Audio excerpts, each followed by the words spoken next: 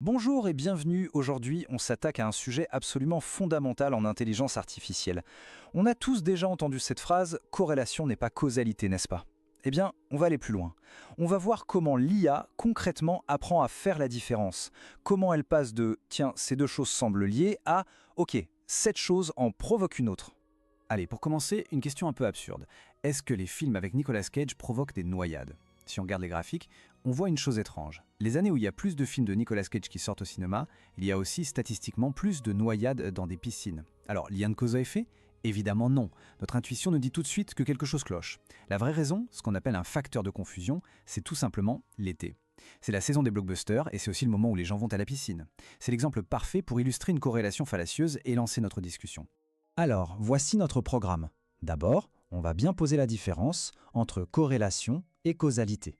Ensuite, on verra pourquoi c'est si difficile de prouver la causalité. On explorera les deux grandes approches théoriques, puis les outils très concrets qu'on utilise aujourd'hui. On regardera des cas d'usage réels et on finira par se projeter vers ce que nous réserve l'IA causale. C'est parti. Première étape, on va solidifier les bases et s'assurer qu'on est tous sur la même longueur d'onde. Voilà le cœur du sujet. D'un côté, on a l'association. C'est juste un constat statistique. Deux variables semblent bouger ensemble. Quand l'une monte, l'autre monte ou descend. C'est tout. De l'autre côté, la causalité, c'est beaucoup plus fort. Ça veut dire qu'un changement dans une variable est la cause directe d'un changement dans une autre. Il y a un vrai mécanisme, un lien de cause à effet. C'est la différence fondamentale entre constater et comprendre. D'accord, mais alors, pourquoi est-ce si compliqué d'établir ce fameux lien de cause à effet, même avec des tonnes de données? En fait, tout vient d'un problème d'information manquante. Une information qu'on ne pourra jamais avoir. Et voilà ce problème. C'est ce qu'on appelle le problème fondamental de l'inférence causale. Pour faire simple, pour un individu donné, à un instant T, on ne peut observer qu'un seul scénario, celui qui s'est réellement produit. L'autre scénario, ce qui se serait passé si on avait fait un autre choix, il reste invisible, pour toujours. C'est ce monde parallèle qu'on nomme le contrefactuel.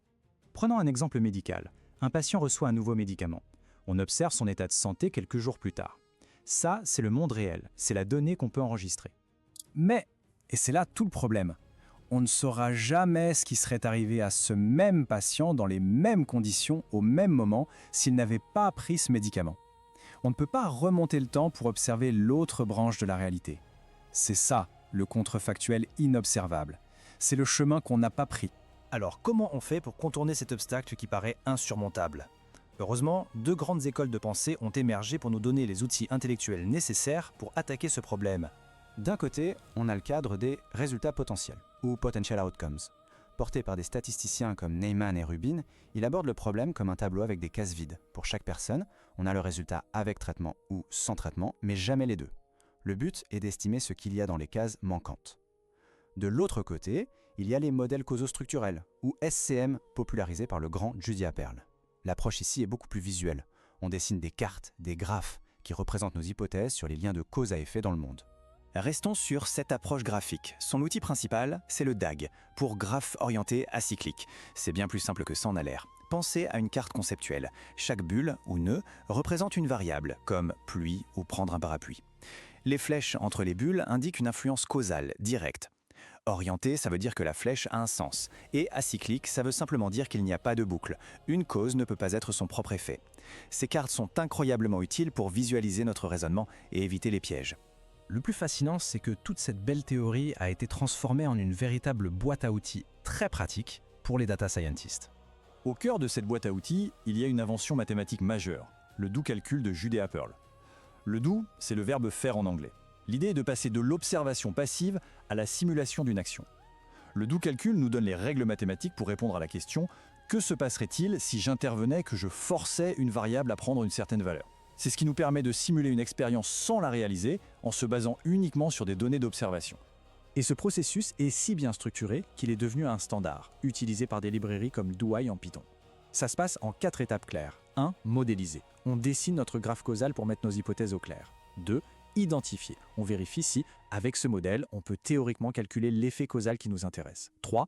Estimer. On passe à la pratique et on utilise des méthodes statistiques pour calculer cet effet. Et 4. L'étape cruciale, réfuter. On met notre modèle à l'épreuve, on le stresse pour voir s'il est robuste. Et attention, ce n'est pas juste de la recherche en laboratoire. Ces méthodes sont utilisées en ce moment même pour résoudre des problèmes très concrets avec de gros enjeux.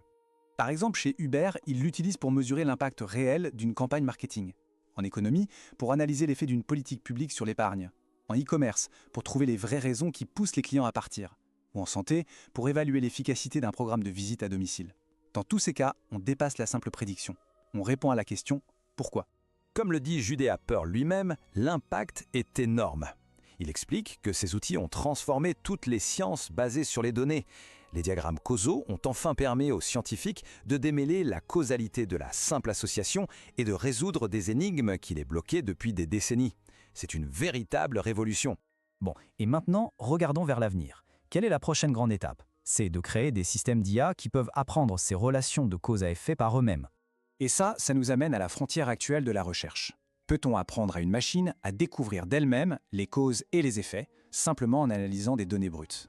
C'est tout le domaine de l'apprentissage de représentation causale. L'objectif, c'est de faire évoluer l'IA de la simple reconnaissance de motifs vers une compréhension plus profonde, plus robuste du monde qui l'entoure. Le but ultime, c'est de bâtir une IA qui apprend des connaissances solides, qui restent valables même si le contexte change. Une telle IA pourrait généraliser ses acquis bien mieux que les systèmes actuels, s'adapter à des situations imprévues, un peu comme nous le faisons. Parce qu'elle ne se contenterait pas de mémoriser des motifs, elle comprendrait les mécanismes sous-jacents. On termine avec cette pensée finale. En donnant à l'IA les outils pour comprendre la cause et l'effet, on ne construit pas seulement de meilleurs systèmes de recommandation, on fait un pas de géant vers une forme d'IA plus robuste, plus adaptable et peut-être au final bien plus intelligente.